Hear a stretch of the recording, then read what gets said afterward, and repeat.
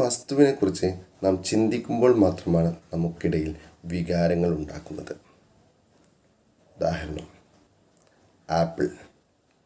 Apple എന്നതൊരു പേര് മാത്രമാണ്.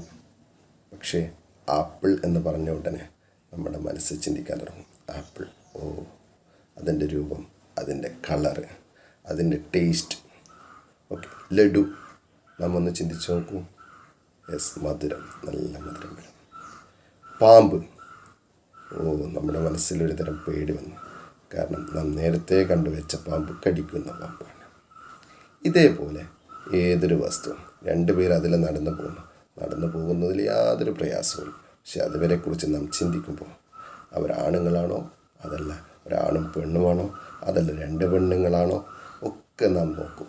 എന്നിട്ട് അവരാരായിരിക്കും, കുടുംബക്കാരാണോ, ബന്ധുവാണോ, കപ്പിൾസാണോ, കമിതാക്കളാണോ, എന്നിട്ട് നാം അതിനെക്കുറിച്ച് വീണ്ടും വീണ്ടും ചിന്തിക്കും.